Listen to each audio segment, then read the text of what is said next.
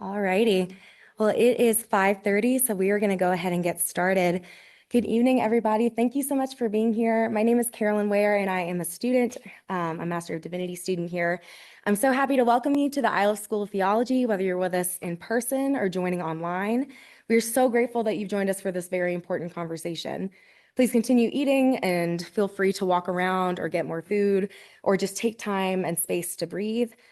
You'll find restrooms out in the hallway if you take a right that way. And if you're in need of any assistance or support, please find one of our volunteers. I have one of the, where's mine? One of our purple ribbons, and they will be happy to help you. Heather and Katie in the back, y'all want to raise your hand?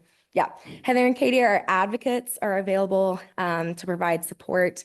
And this event was made possible through the efforts of so many wonderful people, and you'll see a list of those contributors at the end.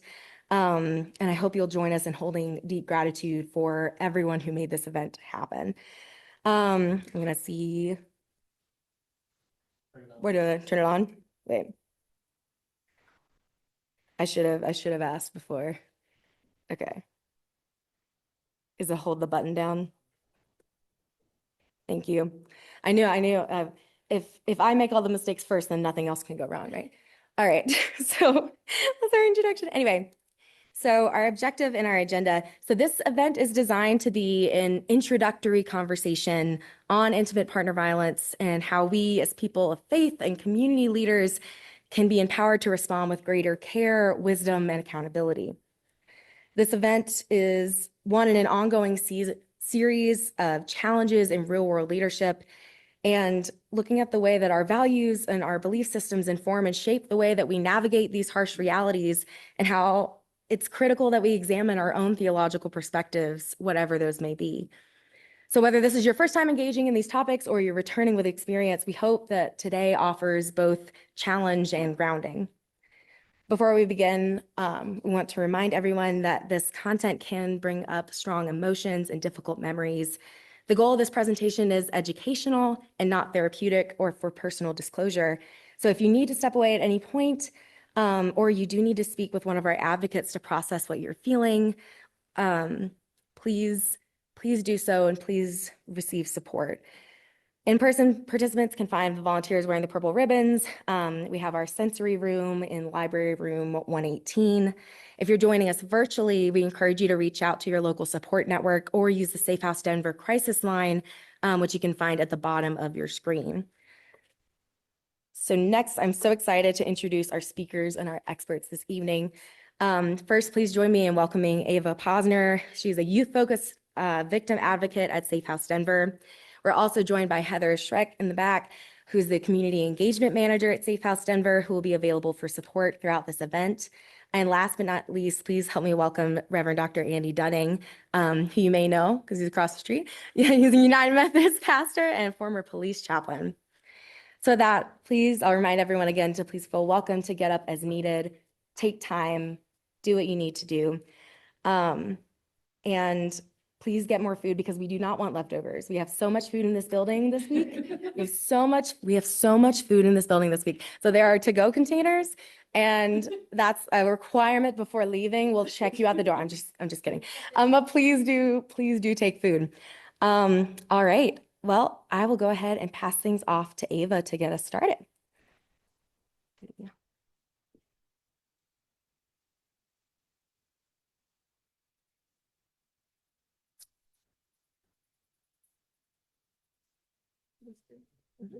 Awesome. Hi, everyone. Thanks so much for coming out. My name is Ava Posner. I'm a youth-focused domestic violence advocate with Safe House Denver. Today, I'll be guiding you guys through our Domestic Violence 101 sort of presentation. Like he said, it's going to be sort of an introduction to the field of domestic violence, what that kind of looks like, and we'll go over some sort of signs, resources, as well as common ways in which domestic violence manifests. And also, like she said, let's see. Yeah, so that's a little bit us. Some of this material might be emotional. You might need to seeks support, feel free to do so. There's no interruption. Just keep yourself safe and yeah, do what you need to do. All right. So first you'll find some sticky notes and pens and paper on your tables. What I'm going to invite you guys to do is to sort of take a few minutes to think about how faith informs your myths and assumptions about domestic violence, the role in which theology may play in our views of domestic violence, and how it may influence the ways in which we might seek support and care. We're going to start off quietly, and then after a couple of minutes, I'll invite you guys to share with your group members if you do feel comfortable. All right, I'll take a step back and we'll touch base in a couple minutes.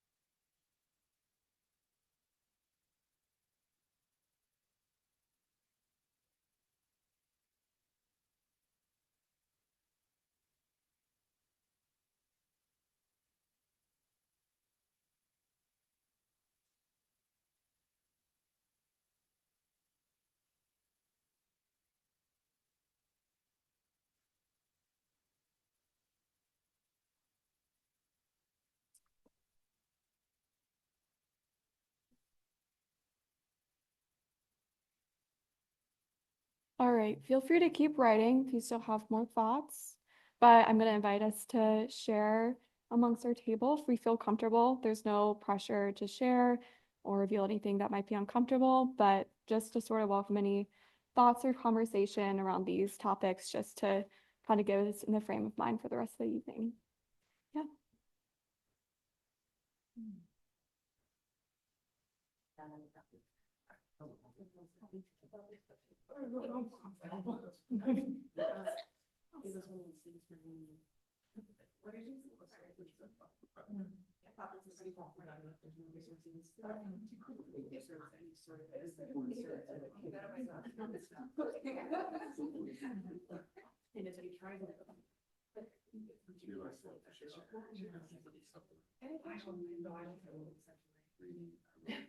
And so they're just on here. It's just one of those.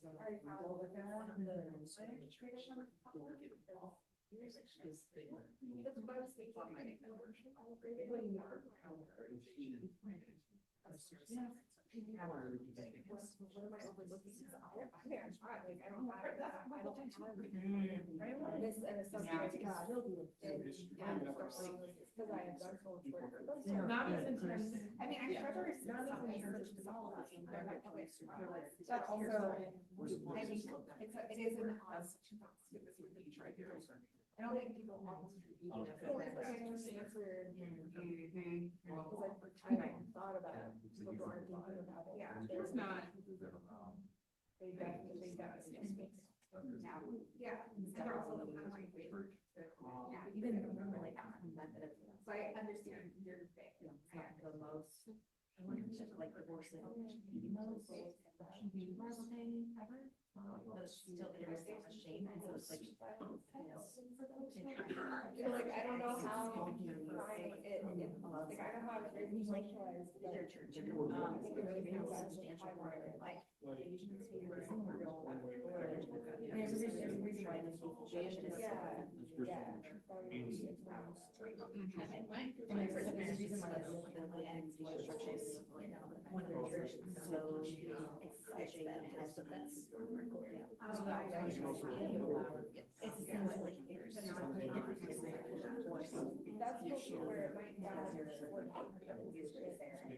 and churches might side with no, it's fine. That's why I apologize. Because I was like, I'm not trying to show off. Like, that has I love church, but like we also have that non-denominational X-ray back. Yeah, which like it has the whole original sin and responsible for sexual sin. Yeah.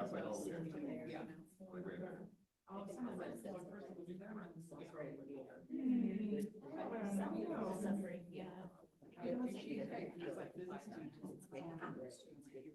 Yeah, that your suffering is just not the same as your cousins and children. Yeah. I need to feel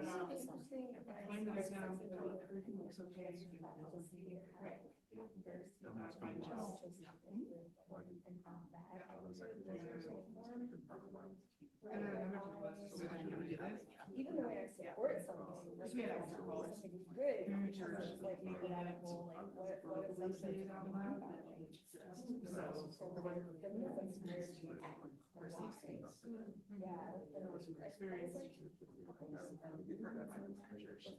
it was just the reason I said out loud to everyone was couldn't say it all because then they were going right now you part of that right that's a plan we were supporting him yes yeah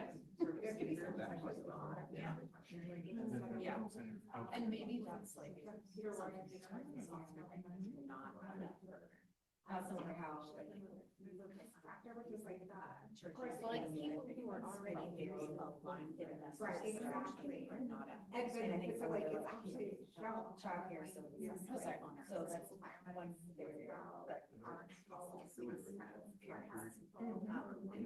parents in these situations children if they have no one to pay for child care and so that's why I actually get a job and what are they getting so the church but like again it's a weird question because people lose it like this more future absolutely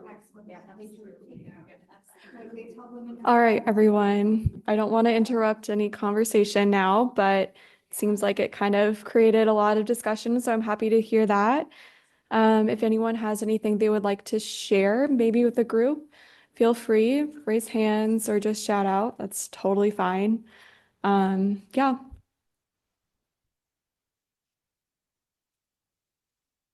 Yes. So one big roadblock that Ryan mentioned is pet care. And That's huge. How hard it can be for someone to leave or seek safety or find safety in their own context. Oh, thank you. Pet care can be an obstacle because an abuser can use the pet against the survivor. If you're seeking safe, confidential housing, not all shelters allow for animals to be present in the shelter. So I thought that was often unidentified, but really important dynamic. Definitely. Yeah, thanks for bringing that up. Pet care is actually a very huge barrier to accessing resources, or for, I guess, it's a barrier for survivors to feel like they can leave an abusive relationship. But thankfully, there are some resources within the community that do allow some pets, but like you said, pet care is an extreme barrier to access resources as well as another form of domestic abuse. Okay. Oh, did you have something? Yeah. Thank you, Lolo. To number 3 as well, what are some roadblocks and resources, faith, religious? So I think a lot of conservative evangelicalism presents a lot of roadblocks when they teach male headship theology. I shared this with my table, but there's a study done from the University of South Carolina by Peter Warren that actually showed that male headship is a risk factor in domestic violence, which is probably unsurprising to anyone here or listening, but a lot of churches teach that male headship is like God's way, but we actually know it's not. It contributes to violence, and also that domestic violence and sexual violence is about power and control and domination, and that a lot of religious settings or Christian settings, and it's not just Christianity, it's anything with male headship, is actually teaching men to desire power and control over their partners. So it's priming the ground for domestic violence, because it's teaching men to desire that power and control, and think it's their right to have that power and control. And so I'm more interested in like, how do we combat that narrative? Because it's really, really harmful. So I wanted to talk about that. And then oftentimes these places will say, well, we fix the problem of patriarchy with more patriarchy. So they're like, women, the reason your husband's abusive is because you're not submitting enough. So he needs to be more in control and you need to be more submissive, and this will stop, which is of course not going to work. And so I'm more interested in like, I know all of the roadblocks. Yeah. I want to know how we can be resources to survivors and prevent it.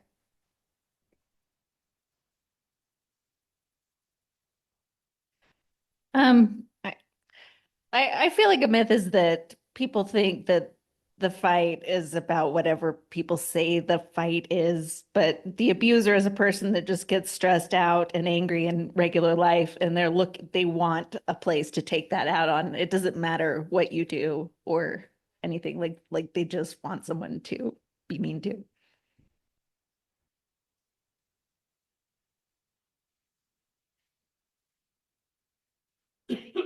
All right. Yes. This is why I'm here tonight. Okay. So another thing I'm really considering is, how does transformative justice play into this?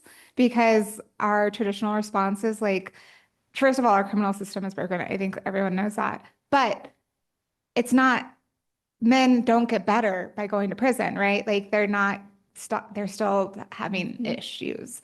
And so I want to know how we can integrate like transformative or restorative justice to this, which I think would be really difficult because obviously there's a lot of dialogue that needs to happen. That's just another thought. Yes.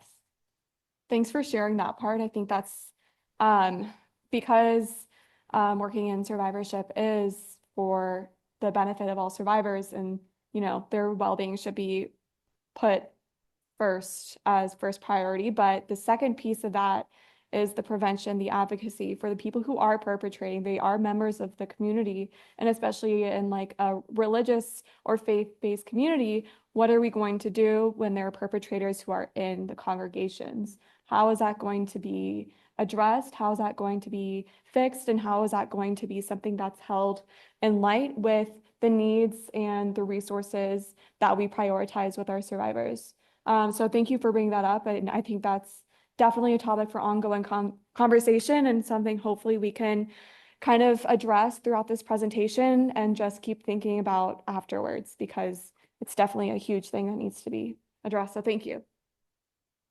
All right, so without further ado, we'll get into more of the programming for this evening. So like I said, I'm Ava from Safe House Denver, one of Denver's only domestic violence agencies. It's also one of the oldest in the United States. And here's a brief overview of all of the services that we provide. So it's a full continuum of care. So we have one-on-one advocacy. So when a survivor comes into our services, we do assign them an advocate to help guide them and walk with them throughout their journey of survivorship. We have an emergency shelter that's first come, first serve. We also have an extended stay program for some of our survivors who are wanting to transition back into, an unsupported environment and just need a little bit more time before they make that transition. We also offer more housing assistance and some legal resources. So we partner with a lot of legal resources in the area that work specifically for domestic violence law. And so that's a helpful way for people to seek support. We also have a 24/7 crisis and information line. So at any time of the day, if you or someone that you care about, friend, family, coworker, is experiencing any form or suspected abuse, you can give that line a call and we will point you in any directions of resources or care, or just general information if that's something that you desire. All right, and so the youth program, that's something that I'm in charge of as the youth focus advocate. We, at a needed basis, will go into different schools. We're primarily working in the Denver public school systems to do curriculum about healthy relationships, domestic violence 101, and we're working to have some smaller groups that meet throughout the semester. So that's a big area that I'm involved in, and we're really trying to grow and connect with a lot of partners in the area. All right. So to premise, I'm just going to give a rundown of what dating violence, the prevalence looks like right now. So as seen here, about 1 in 3 women will experience domestic violence, as well as 1 in 10 men. So it's important to know that, domestic violence affects everyone at every gender. And like I said, because it affects every gender and the prevalence among the LGBT community is much higher than in the prevalence between heterosexual relationships. We do see a lot of folks who are within the queer community who are experiencing DV. So that's a huge area of concern and something definitely to be aware of. And now in the state of Colorado and just in general, there's every minute 20 people are abused. So that's quite a lot to take in. It's happening all of the time. But that just gives you kind of a sense of, yes, the severity of the issue. 20, that's just in Colorado? So that's not in Colorado, it's in general, but we'll get to the Colorado specific stats in just a second. Thanks for pointing that out. All right, so here we are. So the graph on the left is the reported fatalities due to domestic violence in Colorado over the years. It's important to note that just because these are the reported fatalities does not mean that they are the only ones. Historically and to this day, domestic violence is highly underreported. The amount of cases that we get every year are kind of the estimates of what's actually going on in the community. A lot of times it's silent, a lot of times it goes unspoken. So you can see there's been a little bit of a drop between 2022 and 2023. This was pulled from 2024, so the stats from that whole year have not come out yet.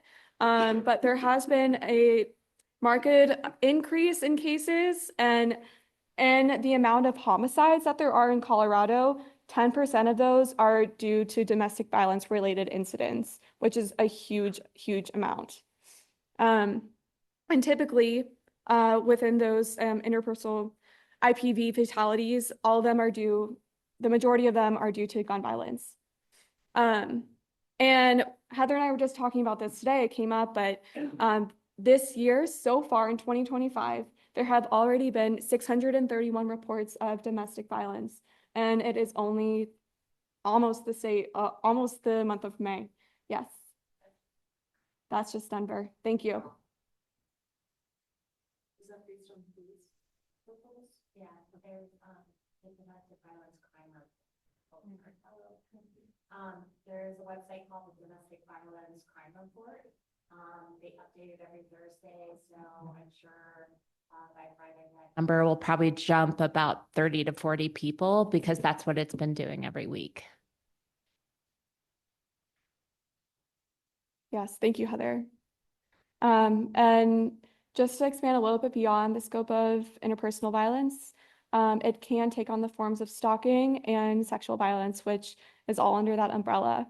And in Colorado, 36.8% of women experience any types of this abuse and 30.5% of men. Unfortunately, I wish there could have been a little bit more stats on, queer and trans individuals in these statistics, but again, it's a little bit underreported and hard to find the particular stats. Yeah. The conversation I've had with domestic violence experts is asking the question, oftentimes when we have statistics, and I know that it would be hard to collect it on perpetrators, but we always hear about the victims or the people that have this violence done to them and not as much information about the perpetrators. And I wonder if, because we always center it on the victims, and most often, I mean, this is showing that a lot of men are also victims, but most often we understand it as like violence against women, and then it's viewed as like a women's issue. Yeah. And people are less likely to get involved because it's kind of siloed into women have to fix it. And so I wonder if it would be beneficial if there's more conversation about perpetrators, and like how many perpetrators there are and what percentage, because I mean, some stats like 1 in 5 women is raped in the United States, and 1 in 3, like you already shared, is a victim of domestic violence. And so I don't feel like there's enough information about stats. And I'm wondering if you have any insight there in terms of perpetrators. Perpetrators, yeah.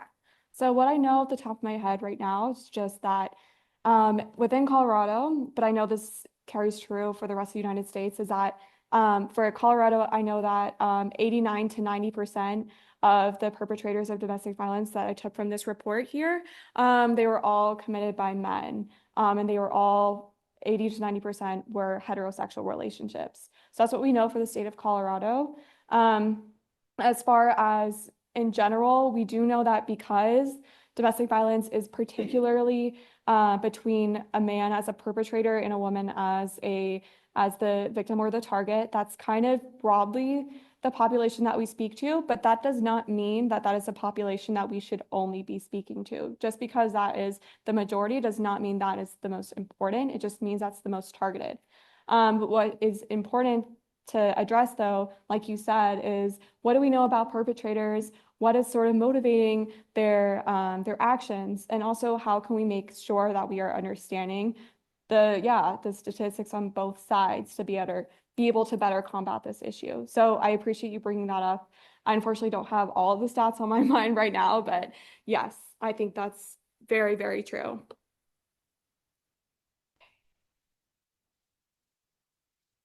All right, so it would probably be helpful to go over a basic definition of what we consider to be domestic violence. So not only is domestic violence just an incident of the experience of power and control used in order to gain advantage or control over their victim of abuse or their target of abuse, but it is a pattern of behavior. So that doesn't mean that it's just going to happen once or twice. It's going to be happening over a consecutive period of time.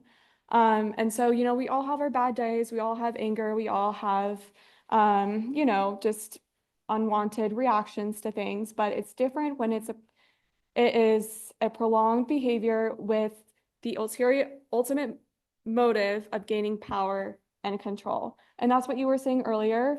Everything is about power and control. And you can probably map that onto a lot of oppressive systems right now. But basically, this power and control is formed from a sense of entitlement. It's the sense that you have rights without responsibilities. So A person who is a perpetrator of domestic violence feels like they are owed some sense of power or some sense of control over whoever else is their target of abuse. And that's sort of how you can trace down any sort of abusive behavior. So this is a great resource. This is a power and control wheel. It sort of gives a breakdown of all the forms of coercion and abuse that can take form in a domestic violence relationship, and also the ways in which it manifests. Now, this is just one power and control wheel. It's the general one, but there's also one for religion. There's one for the queer community. There's one for trans individuals. There's also one for people of color, Black, Latinx, Indigenous. So Google is your friend, and you can find all of those online. I think it's great that there's such a breakdown. But I'm all on a Google Drive after this event. yes, awesome. Thank you. So the basics within this power and control wheel is, first, you might see a lot of intimidation tactics used. So maybe this person wants to make themselves look big in front of you. Maybe they get close to your face. Those are very physical acts of intimidation. They might also use others. So coercion and threats, those are another big one. If you're being threatened to do something, if you are being forced, any form of manipulation. When here, there is some examples such as dropping charges, making them do illegal things. And then a big one is the manipulation that comes with mental illness. If someone uses the fact that they are struggling as a way to manipulate you into staying with them, that is a huge red flag. But it's also very tricky because it would probably weaponize the empathy you might have towards them and wanting to care. So those are some things that are important to look out for.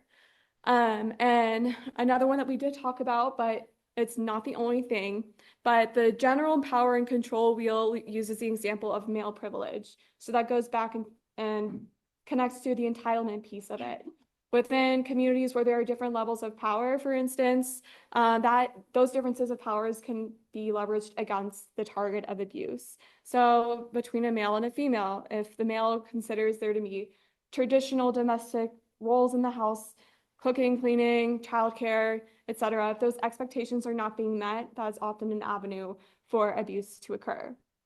Similarly, if there's a mixed race relationship, for instance, a white perpetrator with a Black partner, for instance, that whiteness could be leveraged as a way to sort of maybe use racial remarks, bigoted responses, things of those nature, in order to usurp more power and control. So those are just a little bit of the ways in which that can manifest in domestic abusive relationships.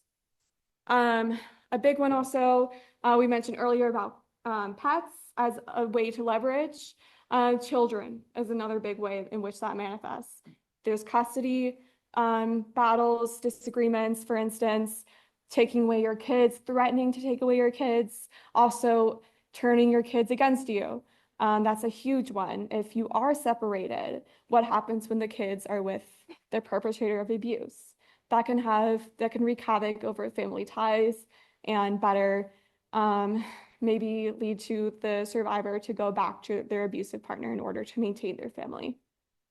So I know that's kind of a lot, but I think it's important to give sort of an overview of what these things specifically can look like, and also just to make ourselves a little bit more aware of how these dynamics play out on a broader scale. So again, it's all about power and control from a sense of entitlement.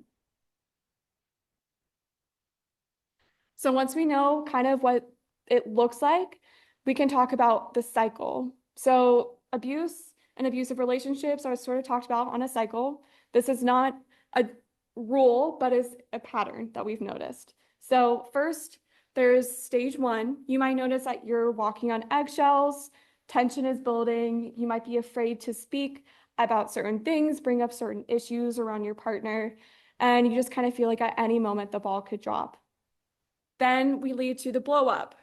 That's kind of the release of tension.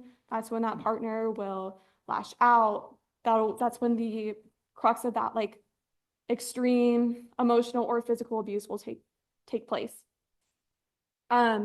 Finally, there's the makeup stage or the hook. This is where you might see regret, you might see apologies, but in the form of, I only reacted this way because you made me. You make me so upset. I love you so much. That's why I care so much and why I'm acting this way. It's things like this in which the love, the supposed love and the supposed care is being used as a way to get out of taking accountability. Again, it's important to note that abuse is happening at every stage. Just because there's not a full-blown physical or emotional attack, that psychological cycle is what is creating a lot of the abuse. So, again, this is not a rule book, it's just a pattern. And once you might notice later on into a relationship, you might even skip that third stage altogether. There won't be any promises. There won't be any recapitulation of the love and respect that might be in the relationship. It will just go from tension to release of tension and back and forth and back and forth.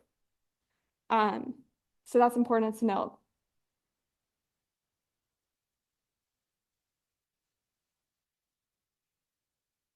All right. So we have already talked about this a lot, but it's important to kind of know all the different types of abuse that can happen. It's not just physical and emotional, but those are definitely prevalent and serious. So yeah, physical, we have emotional, verbal, and psychological. So constant criticism, gaslighting, coercion, manipulation. There's the sexual aspect to it. So forced sexual acts, humiliation, there's rape and sexual assault. The financial piece is huge. Most of the survivors that we encounter at Safe House are also victims of financial abuse. That is a huge form in which people take advantage of that power and control. Maybe it's by isolating finances, controlling all credit cards, not allowing access to bank funds, controlling all the money that you do make, even if it is yours. And then afterwards, stealing your identity, fraud. Those are all huge ways in which financial barriers are, number one, a reason why people don't choose to leave a relationship, and also why going through that separation becomes even more dangerous. And we also talked about stalking. Not only is this physical stalking, but cyber stalking. That's a huge area that's becoming more and more prevalent just with the digital age, but we really need to work on the resources that we have because, you know, the internet is a large and scary place and not everyone is quite adept on how to maintain the most protection. Yeah, so that's a huge one. And yes, there's animal abuse as well. If you notice that your partner is abusing your pet, that is a number one sign to probably run because that abuse on that animal will probably transfer into abuse to their partner. And yes, again, like I mentioned, cultural and identity abuse, where you use someone's identity against them as a way to belittle them, coerce them, or make it seem as though you want to reinforce that power differential. And again, using children as leverage or using abusive children as a way to gain control over the partner. All right.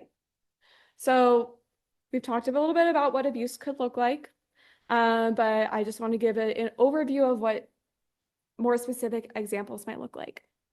So threatening is a huge one, coercive control. So like I mentioned earlier, using mental health as a way to gain control, threatening to hurt themselves or someone else.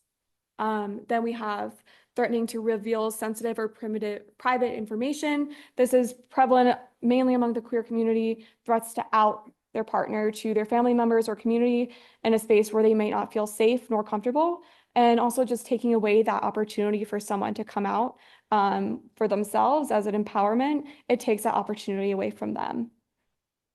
And then also the derogatory names, just constant belittling and criticism.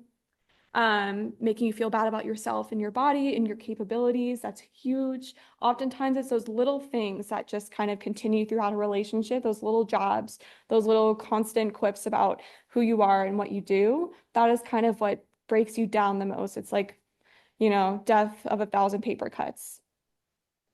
And then we go into pressuring. Sexual assault is pretty rampant, marital rape as well.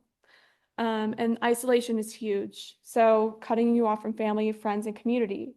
If your partner is telling you, "Oh, I don't think this person is right for you," they bring out your worst qualities, or "Why are you talking to them so much?" There's paranoia, there's suspicion, there's jealousy. All of these are ways to isolate you, take you away from your support system, and make it harder for you to leave that relationship.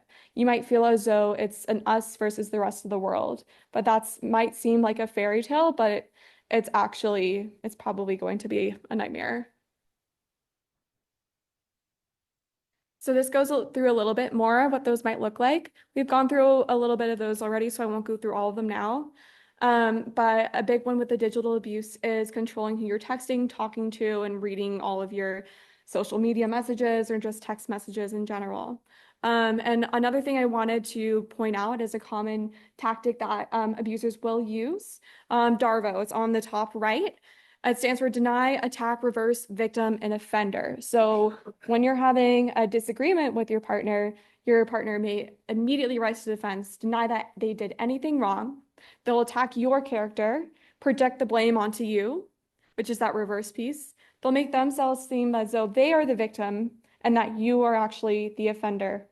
So that's a huge tactic that's used, and it breaks down survivors a lot because nothing can ever be accomplished. They're the ones that fall for every conflict in their relationship. This is the most important part. We know how abuse manifests in a relationship.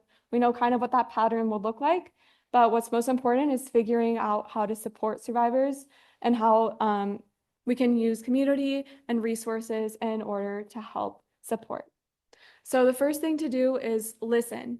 Listening, offering a safe space for someone to express what they're going through without judgment and without advice. It's different to be walking with someone who's who's confiding you as a survivor and then telling them what to do again. Oftentimes, survivors have already experienced enough power and control over them and enough taking away of their own decision-making skills. And the last thing to do is to be another person telling them what to do.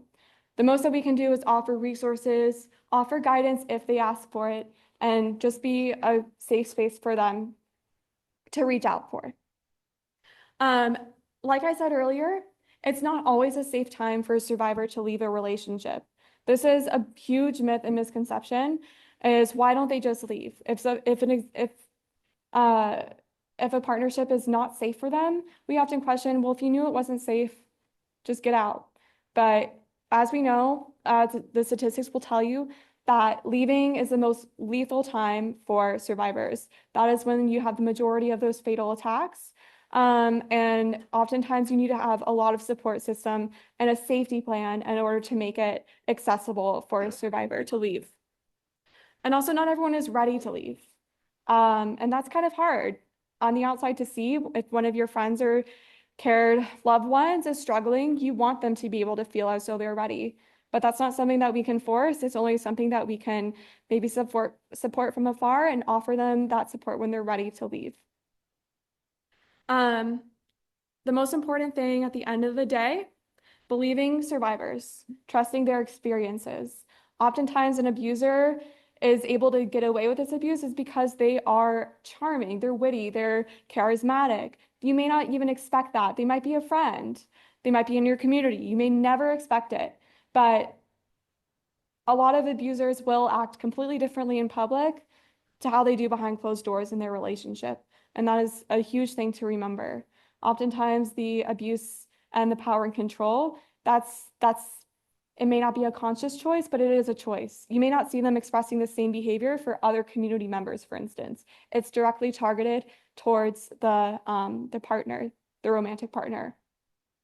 So that's a huge thing to kind of drill in. It's a huge misconception, but just something I wanted to bring up today. Yeah. So again, shame-free, open, be a listener, and just offer your, unconditional support. Those are the best things that you can do. As far as resources, there's always the National Domestic Violence Hotline. The number is listed above, as well as the Safe House Denver Crisis Line, which is open 24 hours a day. You can get information and you can get resources if you're concerned about yourself or any other family, friend, coworker. Yeah, they're always going to be a resource. All right. Again, these are some things, and just to take away, if you do come across someone who is going through an abusive relationship, these are some sort of things that you can offer them as advice. You deserve to be treated well. You wouldn't have to be afraid of your partner.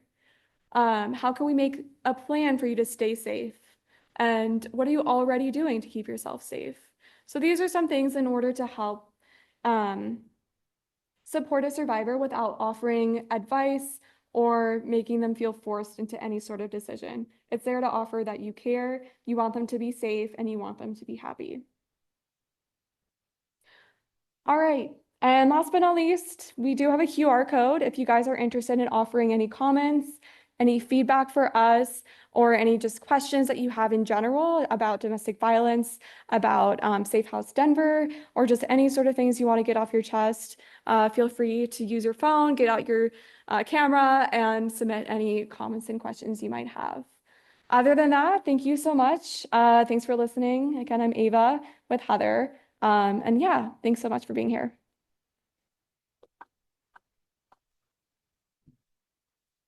Thank you so much, Ava, for bringing your expertise into this space. All right, so now built into our agenda, we have this break. This is for whatever you may need, whether you need a space to breathe, there are restrooms again or out in the hall. Please get up and get food again, because again, we do not want leftovers. If you would like to go and visit our sensory room, you can find that down the hall into the library, and you can ask anybody wearing a purple ribbon how to find that. Yeah, we have about 5 minutes or less. Let's try so we can try to we'll come back, and Reverend Dunning will lead us in some further conversation and as we dive into those theological considerations. All right, break.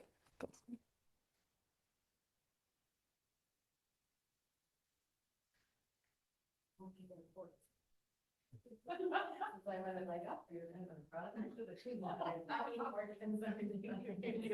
didn't want to go back up.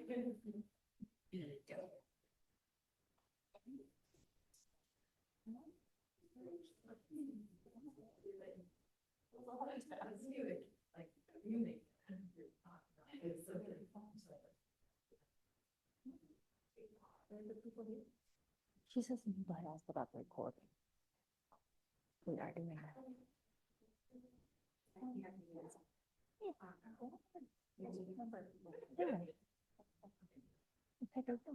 So you got it. Yeah,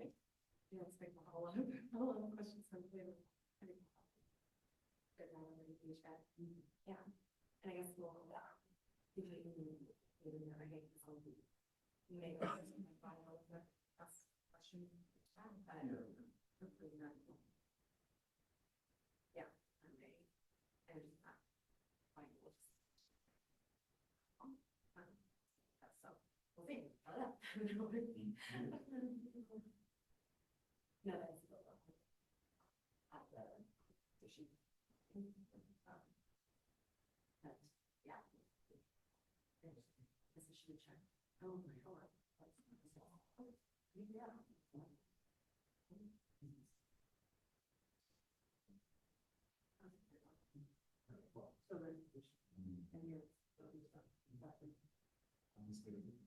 I think we're gonna.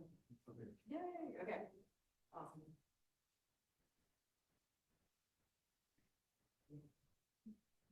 So you're gonna offer questions, comments from the. Yes, if anybody has any, I will send them on. Thank you. You're welcome. We appreciate it. Yeah, our pleasure. Great stuff.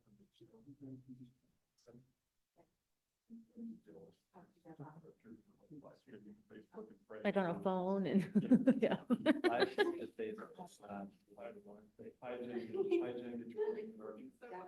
We just, like, in, I guess, 2020, when we realized like it was needing to happen, we got a setup like this. And it's kind of a pain because you have to train people to do it. And then you have to find the volunteers to make sure it happens every Sunday. And then, yeah. Mm-hmm. Yeah.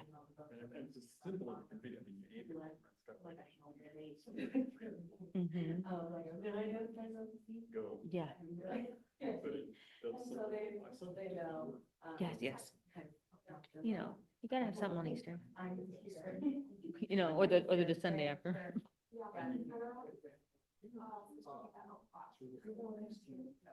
No. I use OBS.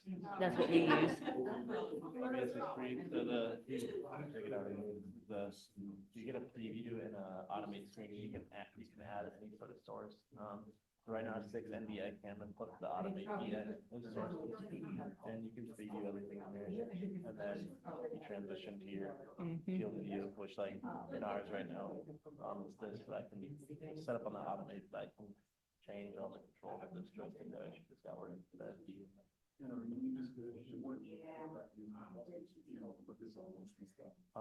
This is on through a webinar right now. We also use YouTube live stream and so like right now I'm controlling this camera to take a shot. And it'll move over here if I don't know what camera it is, so pull it up. But it's actually, the system's automated. Well, we got a little bit more robust. So these overhead mics and each of the microphones, we spend time integrating. So basically we speak and the velocity pull a shot. Don't have to touch anything if I don't want to. For certain configurations. I'm going to email you all the things to have printed. Okay. And that we can get in front of before. Where those two microphones. But we're also going to have like a time, like a break that we can set up. Yeah, I've got what we say. We're not in a bad something different, like, for them.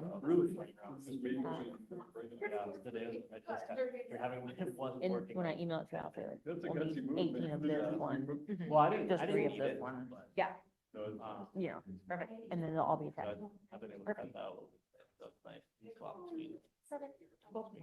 Yeah.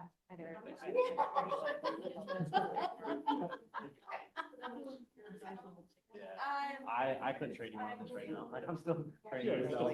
I'm really way behind it. That's how you know what's this. Once you can teach someone else that, right, then you know it. If you do that, you don't know it. And we'll, I think we'll say. Yeah, of course.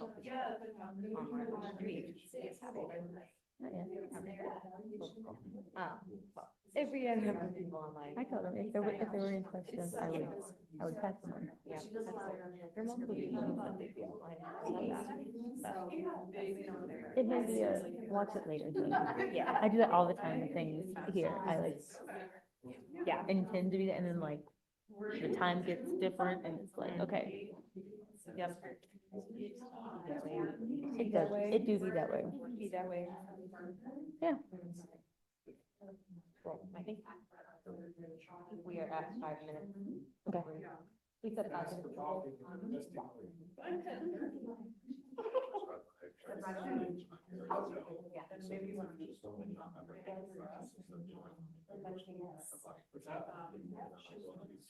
Yeah. I need a copy of it. Happens if I'm in sit down for a while, I'm just like, this type of stuff, it's something that's especially at meetings. Kind of expressing, I appreciate the follow up. They respect when you follow up. Yeah. It really helps. Probably shouldn't be until hours. But I really like that idea. Probably should have been fun. Right away. Discussion. Cool, all right, that's yes. Have you read the last one? Oh, yeah.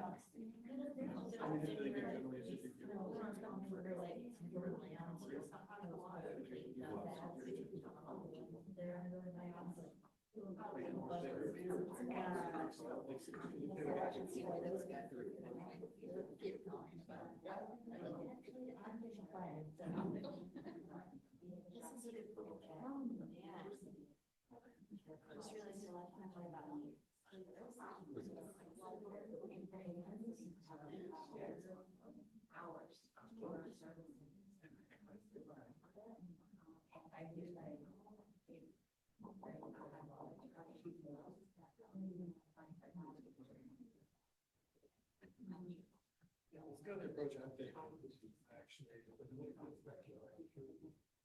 I would call them hybrid formations. People in this actually deal with it. They're like, okay, do this way. So the abuse of systematic.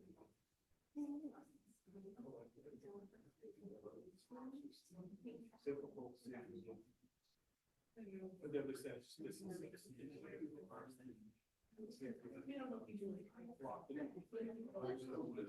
I'll just start a whole new one. You know something about it. All righty. Well, as we kind of make our way back to our seats, we're going to go ahead and get started in respect to time. So our next section, we are moving into our theological considerations for intimate partner violence, led by Pastor Andy Dunning. And so this is going to be a time for really, really wonderful conversation. So this is, as Iliffians do best, bring your tough questions and good answers.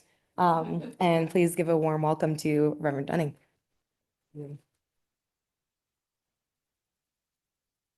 I want to thank you all for the opportunity to be here this evening. And I also want to thank Carolyn for inviting me to be here. I appreciate it.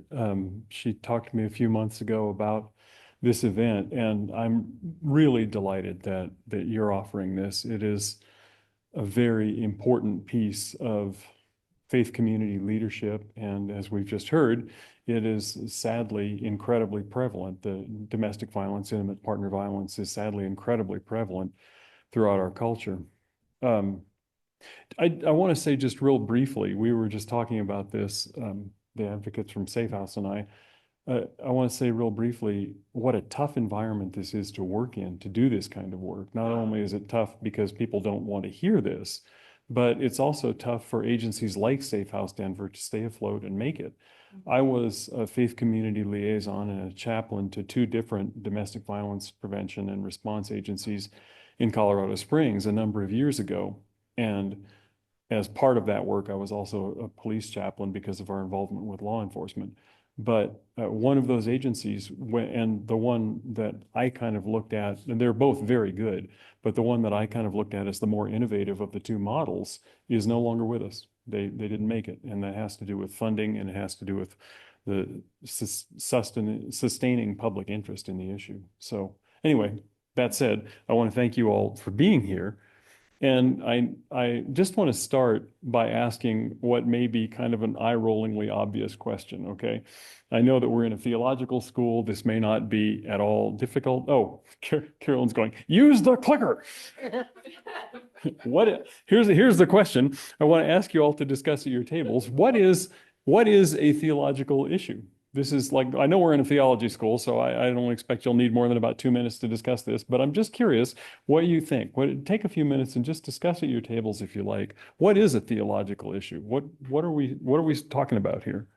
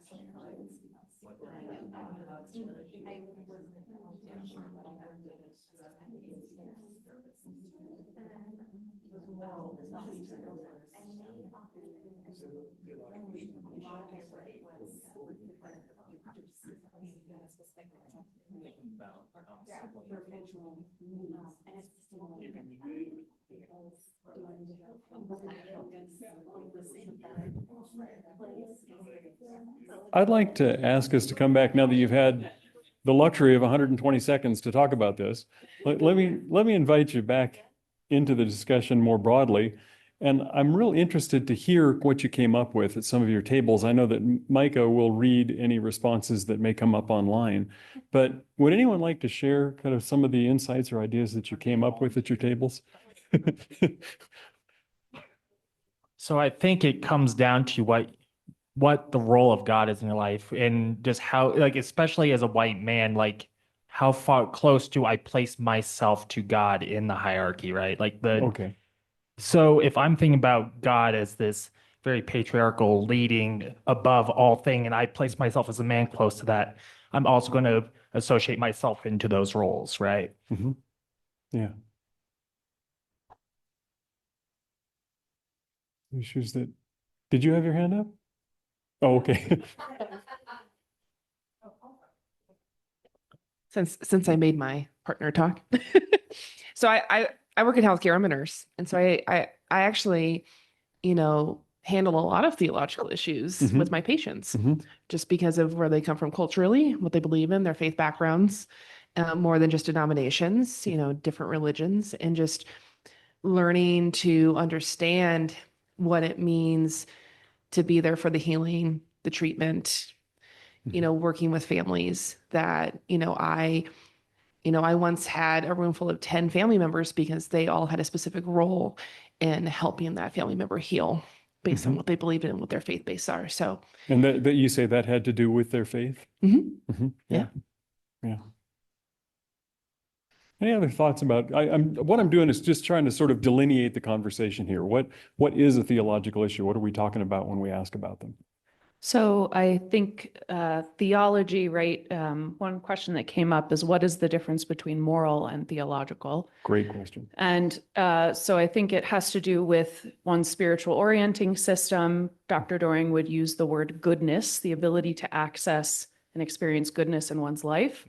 And so a theological issue is that which disrupts the ability to access and experience goodness in one's life and disrupts one's sense of how the world should work or does work. Either God, I would push back against maybe theology as a term and put that more as like core spiritual orienting system, since it doesn't have to be just about God. But so how do you make sense of the world where your core values and beliefs come from?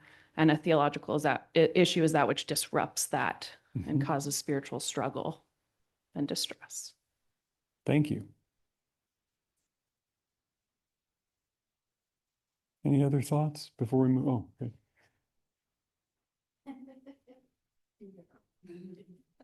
Our table talked about a theological issue is basically how our view of God impacts the world that we live in.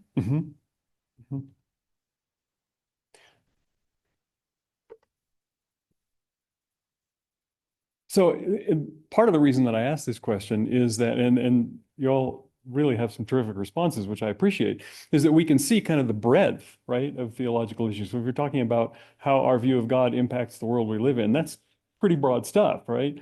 And so it makes sense to me that this question or topic of intimate partner violence would have real theological overtones that's important to wrestle with. And I'm just curious here, how many people here are involved in a faith community or are here, if you're an Iliff student and you're studying in preparation to lead a faith community of any kind, how many of you here are doing that? So yeah, so quite a few. Okay, maybe all. I don't know. Yeah, quite a few. Anyway, that's good. That's good. I was curious because I'm thinking maybe what I have to say just will completely miss everybody's mark and do no good for anybody. So I want to tell you um, a brief story, and I will warn that some of you may find the story disturbing, especially if faith community and the life of faith or spiritual life is important to you. I certainly find it sad and disturbing. 10 or 15 years ago, in one of the churches I served, I got to know a woman who had been in a violent relationship. She wasn't in one at the time that I knew her. She had managed through that very dangerous transition that you called attention to. I appreciate you noting that the time of departure, leaving a violent relationship is the most dangerous time for the victim. She had managed to survive through that, had gone out on her own, had found a life, had actually gotten remarried. But as we know, violence and the betrayal of trust that go with it leaves incredibly deep wounds. And she was still processing all of that when I knew her. It took her several years to share the full story, several years of kind of getting to know me and learning to trust my perspective on these issues. But one of the things that she told me is that her former husband had been a leader in the church, in his church. And this gets to some of the things that you were saying, that oftentimes people around an abuser, of course, will not recognize that this person is an abuser because they are all the things you described. They're witty, they're charming, they seem knowledgeable, they seem kind, they only treat the abusive victim in this horrific way. Other people don't experience that from them. So anyway, this guy had been a leader in their church. And she told me that one way she knew that any given night, because the abuse was constant, and one way she knew that any given night was going to be a particularly bad night was when she came home from work and she saw an open Bible sitting on the table. She knew then that she was in for a very, very rough night. Now, like a lot of moments or actions in a violent relationship, and I think this is true for emotional violence and physical violence, that whole continuum, gestures that might look innocuous from outside the relationship, right? Like leaving an open Bible on a table, can carry an enormous amount of weight. As we heard from Safe House, a person who is trying to survive a violent relationship is walking on eggshells all the time. Their antennae are always up, right? Because they're in a constant survival situation. So to many of us, and in my household, for example, and I would imagine most of our households, seeing an open Bible on the table might look completely innocuous. It might be an utterly minor occurrence. But to the woman who told me that story, seeing that Bible open on a table produced a near panic reaction.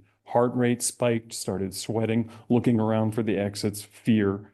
So here's a question I have for our discussion. Maybe. What claims are being made by an open Bible on the table in that situation?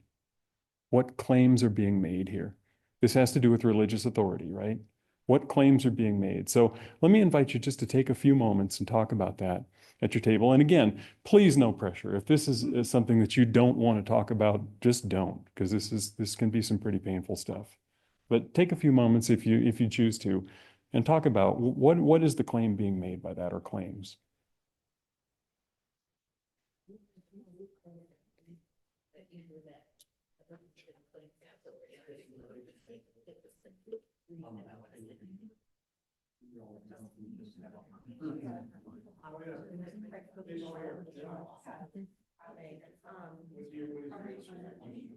I think in here it just mentions like how needs the victim. I think it definitely yeah people have established like a hierarchy, but I think across saying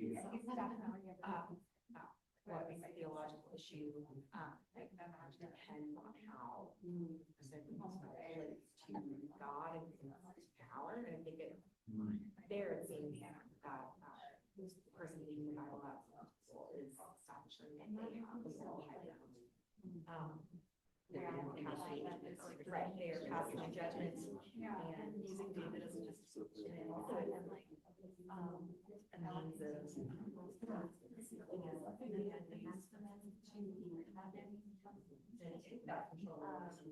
and so like the sinful with that behavior so really direct, a lot of like spiritual boundaries, I think is like kind of It's being raised in harmful spaces, it's being taught in harmful ideologies, but that's really interesting example. They are literal and direct association of education. What's the most what many consider to be the text, which is I remember saying, your seatbelt during the song. Yeah, and it's like, no, we're doing good. Yeah, yeah, and so that's just kind of like. But also, letting that title, like, this is what I do, this is how I get my house. Just for me, every house.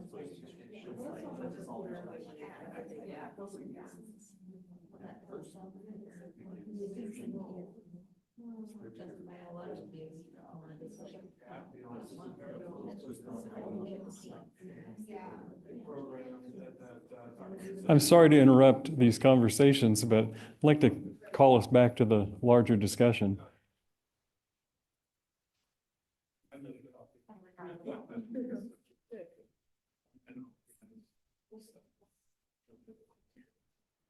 Again, let me just ask, what are some of the claims or thoughts that emerged in your conversation?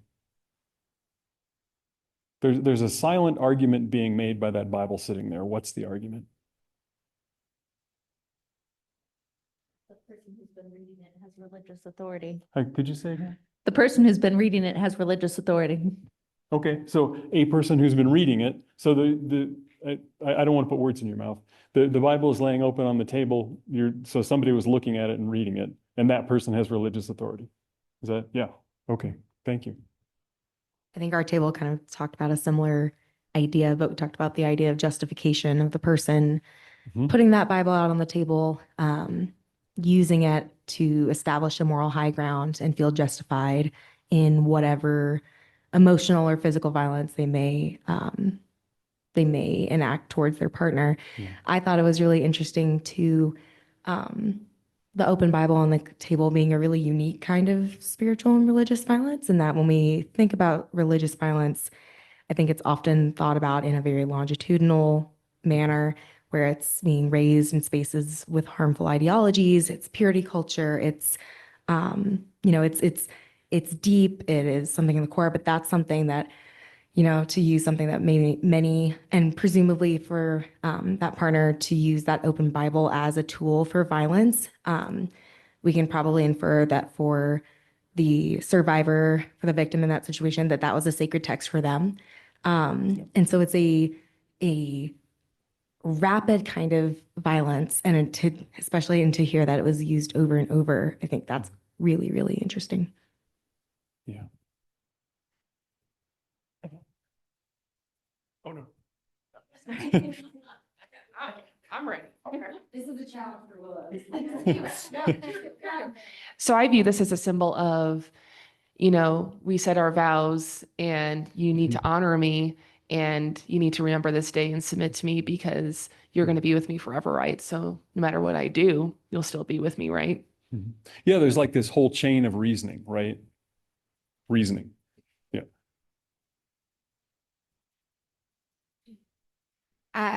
The Bible has been used in every which way. It's been used by people to justify slavery, and it's been used people who are abolitionists. And I think that there is a strong argument for male domination and violence against women that you see throughout Scripture. You see it from patriarchs like David and Abraham. And so I imagine David did it, and he's a man after God's own heart. So am I, and I'm justified or entitled to do this because I'm also a man after God's own heart. Yeah.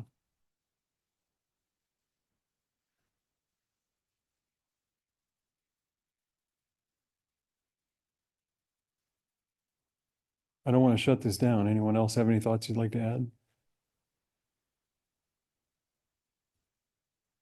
I think that it's very often abusers. they don't think they're abusers, Yes. right? So Yes. while I can think of things that happened in my life where people misused God or religion or the Bible, I think that what happens is they literally believe that God has ordained them to do whatever they're doing in life, Mhm. and that whatever anyone else says they're doing wrong, that person's wrong. So they literally believe that whatever they're going to do, God has given them the right to do it. Yeah.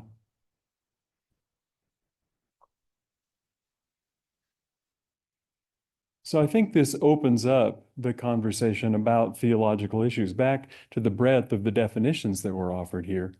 This also opens up the conversation about what are the theological issues that are afoot. I mean, there's an obvious one that I'll just name, right? It has to do with gender roles sanctioned by God, right? There's an obvious theological issue there. What are some of the other ones that you hear in that story or in this conversation?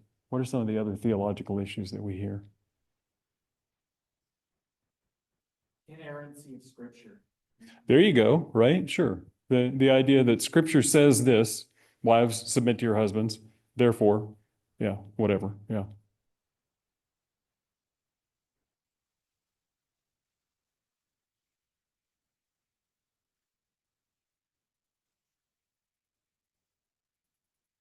I'm a survivor, and something that was said to me was, you need to just forgive, Mm-hmm. and that God loves him. He's a child of God. So, or I think you're just trying to get revenge by talking about what happened when you really just need to move on. Mm-hmm. Yeah. Yeah, I knew a woman, different aspect of my chaplaincy, but I knew a woman who agreed to go to a marriage counselor with her abusive husband. And the marriage counselor was a Christian marriage counselor. And something the counselor said to her was, I just hear that you are unwilling to forgive as Christ forgave. Now, that was from a counselor who said that.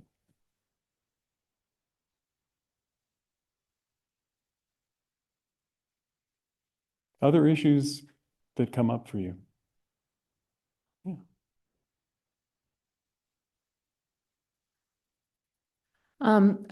What stands out to me is that this is as much about his relationship with God as it is about her relationship with God. You say it's as much about his? As yeah, Mhm. and vice versa. So this experience, these claims, these issues, the framing of this experience impacts how she perceives and understands God in her own life. Mhm. And to me, I think that's the deepest wound.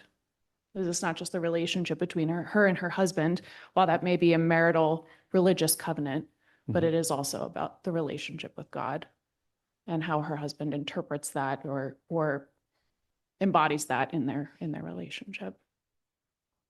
Yeah, I absolutely. I agree. And I've always been mystified and grateful to God that she saw fit to darken the door of a church ever again in her life. The woman I told that story about.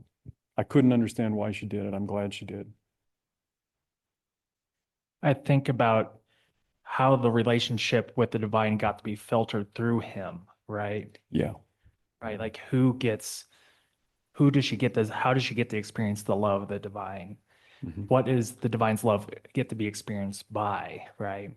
And the only love she'll ever get is the love that she gets from him as some idea of what the divine's love is, right?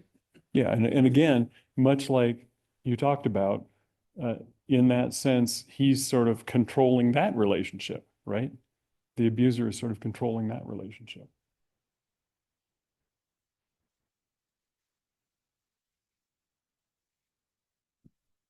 I think a version of original sin where woman is seen as more responsible for any sexual or relational sin.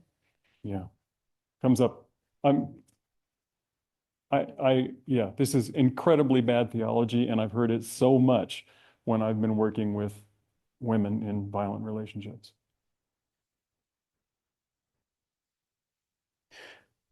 Let me just add a few more that kind of occurred to me. I really appreciate all that you were saying, but and some others. You mentioned sin or original sin. I mean, I think sin is one of the theological issues that comes up here. Is she, and again, I'm thinking of the open Bible on the table story, in that relationship, would her husband tell her that she is sinning by making him angry, by bucking the standard gender roles in the relationship, by whatever it is? There's this question of sin. There's also, just on a sort of a more, on a deeper level, there's the question of his sin, right? I mean, what is that about? How do we understand it? Biblical authority, that's already been talked about. This question of God's will or God's plan or God's design. God brought us together. We have a marriage covenant. I think you said that. We have, God brought us together, and we have to maintain this covenant. There's a theological understanding of gender, this idea of the complementarity of gender roles, very narrowly defined, for example. God and gender, God the Father, the male God, which I think, Ross, you were calling attention to that there is that sort of unfortunate tendency to say, well, God's male, therefore, as a man, I'm closer to God. I have more authority, whatever. Church doctrine in reference to authority in general, right? Because I've known lots of women, sadly, who were told, and I think you mentioned this in your presentation, who were told to stay in the relationship because that's your role as the wife. Be a good wife, stay in the relationship. So not only is she in an incredibly dangerous situation if she tries to leave, she's being told not to leave by her church, which is sort of in this instance, sadly, a kind of a proxy for God, right? So let me ask this question. We already asked that question there. What do we need to know? And again, as people in a faith community or faith community leaders, what do we need to know to be able to offer support to a victim who's in a relationship like this? And obviously, some of the stuff we need to know has to do with the DV 101 presentation you did. It really helps to know the dynamics of these relationships. What else is going to be helpful to us?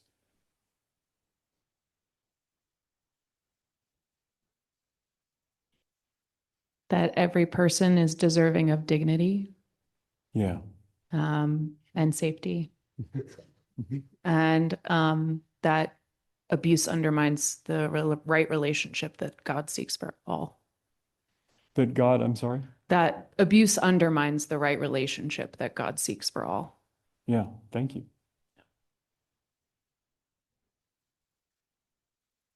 One of the things that we were discussing at our table sort of loosely, but it kind of comes to this, is that I think as faith leaders, we need to know where pockets of patriarchy exist in our faith communities. Yes. And I don't mean, again, I don't want to put words in your mouth, but one thing that I've certainly seen, I love this image, pockets of patriarchy in our faith communities. One thing that I've certainly seen is that somebody leading a Sunday school class that I'm not in may be saying some heinous things about what's going on, but I might have no idea that that person is saying that, right? Via Dolorosa, we need to know that our theological views say that the way to salvation is violence. Yeah. And I think this gets back to somebody at this table, I think, was saying that there is a case to be made for patriarchy and violence from Scripture that can be done, right? Is that related to what you're saying? Related, but I'm pushing out a little bit farther to say that we need to really take a close look at what we believe and the theology that guides our existence. Yeah, thank you. So I was just thinking that we need to know our congregation or our setting. Like, we need to know the people involved. I know at my church, there are like 1,001 groups, and I don't know if there's like an actual adult in the room, adult in between, like somebody who is responsibly guiding all of these things. And it's tough when there's like maybe one or two ministers to like check in and make sure that that there's not something going on that I need that we would like to know. It's tough as you get like bigger and bigger congregations. But then people, folks won't ask for help if they don't know you and if you haven't provided like a basis for that trust. So yeah, I guess we need to know our people. Mhm. Thank you. And I think, you mentioned as the congregations we serve get bigger, right? I mean, people not knowing us personally can be a real challenge in a congregation of 2,000, 3,000 people because most of them don't know us personally, right? I think I'm particularly interested in the thought of what do we need to know and what do we think we need to know? Because in following Ava's presentation, what we need to know ideally is very little. What we need to know to offer support is that someone is being harmed if we are believing survivors. However, when we think about, what do we think we need to know, and we saying broadly, and as it pertains to like faith communities and faith leaderships, and like Ryan was saying, the complexities and the nuances that come with various congregations and various communities, what happens? We might feel like we need to know, like, okay, well, what will the impact be if, we hold this person accountable? Does this person have control over the finances in the household? And is this person a significant contributor to the church budget? What happens in the church budget? Is the finance chair going to pitch a fit? Is it going to cause all this conflict? Is it going to fracture part of the church? Because it's something that we shouldn't need to know. But the complexities and the realities of leadership and of community often try to demand that we know many of these things that shouldn't be relevant or any of our business really at all. I really appreciate you bringing that up. I know of a case in which, because an abuser was a large giver to the church, nothing was done. And that's unconscionable, but I know that it happens, and I'm really glad you brought it up. Thanks.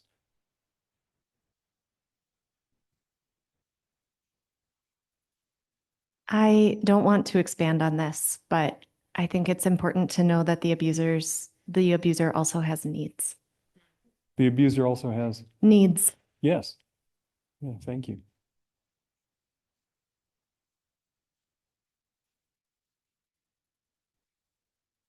Yeah, to one of your points, the abuser that I left, he would get involved in these very large churches, and he was very charming. He would have these nonprofit organizations that he claimed were doing good, and so the churches would rally around him and support his organization and support him and believe him. And so, along with what you said, it's that, well, there's no way this person could be like this. And what do we do if we have to face the reality of he's not who we thought he was? Like, that looks bad for us as a church, right, supporting this organization. So I think that one of the ways that you support survivors is you have to be willing to face hard truths. You have to be willing to take accountability and responsibility. And you also have to believe the survivor before the perpetrator. Yep.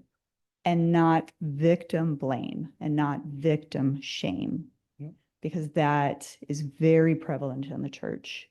And it's something I experienced over and over again.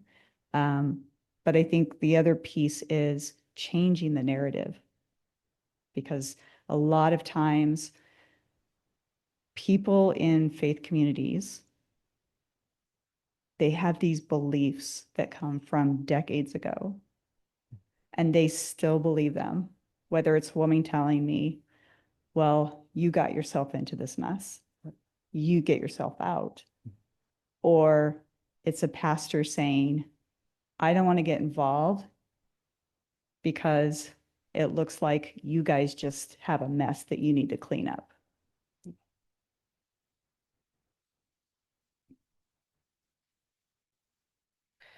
I think a thing that pulls together all the things you guys said is just like the dynamics of victim blaming, which is more common in churches than non-church places because people's sense of justice is very important to themselves.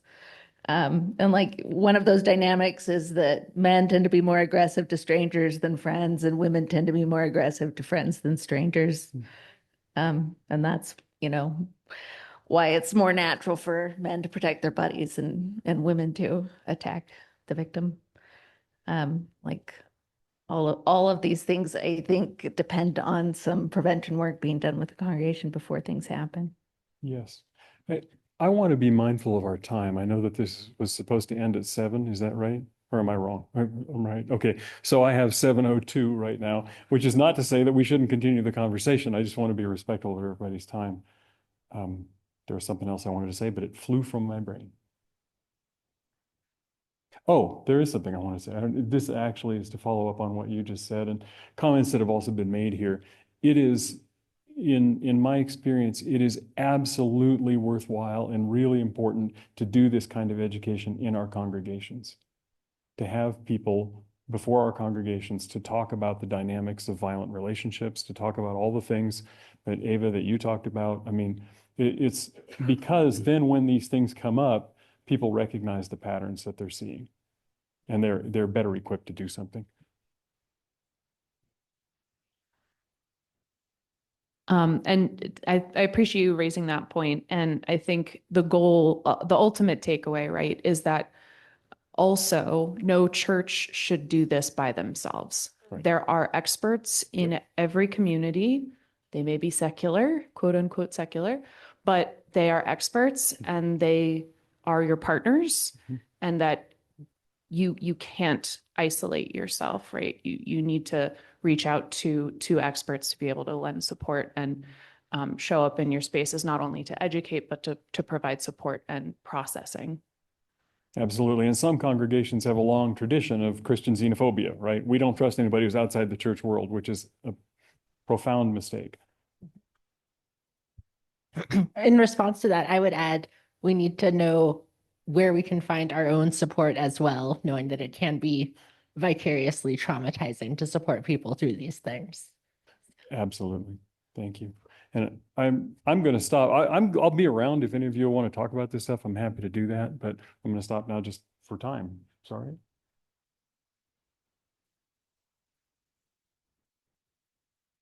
Thank you so much, Reverend Andy, for bringing those questions. And I knew there were going to be some incredible insights and thoughts in this room, and I'm so happy that there were.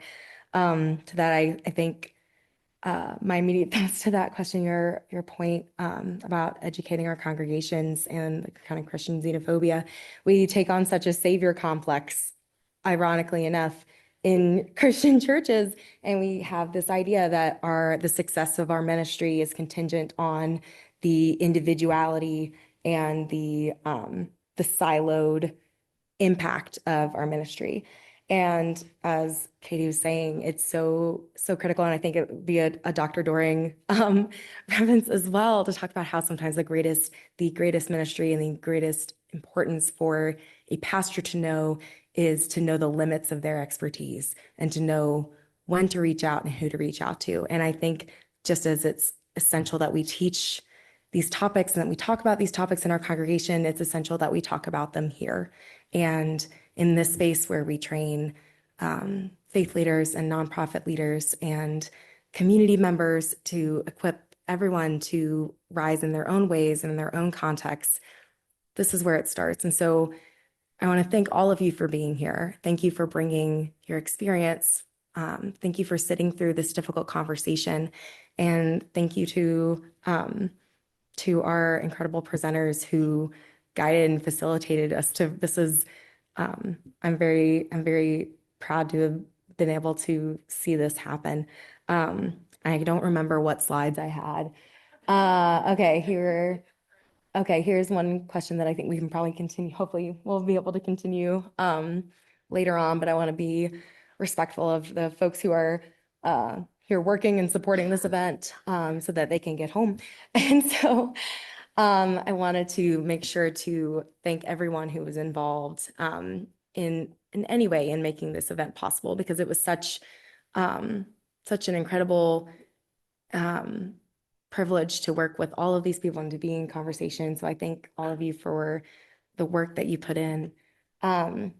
Also, we have these two QR codes. This one is the one that Ava put up earlier. If you have any questions that were not answered that you could use an answer to, we have our experts that want to answer them and to provide resources for those questions. We also have this here is going to be connected to a Google Drive where we have lots of handouts that Heather and Ava have brought. And so we've got paper copies for the folks here, for anyone who's joining online. Those are also links. So you can click there. You should be able to click there. We'll have the presentation in that Google Drive. We'll have all of those resources in the Google Drive. And then, of course, you are welcome and encouraged to reach out to the experts, because as we're saying, our greatest impact is knowing the limits of our expertise and being willing to seek out more understanding so that we can provide care that is meaningful and comprehensive. Thank you so much. And I think, yeah, that's it. All right. Thank you, everyone. And please take leftovers. We don't have a lot of room in the fridge. There's a lot of food already there. So please take leftovers with you. Thank you.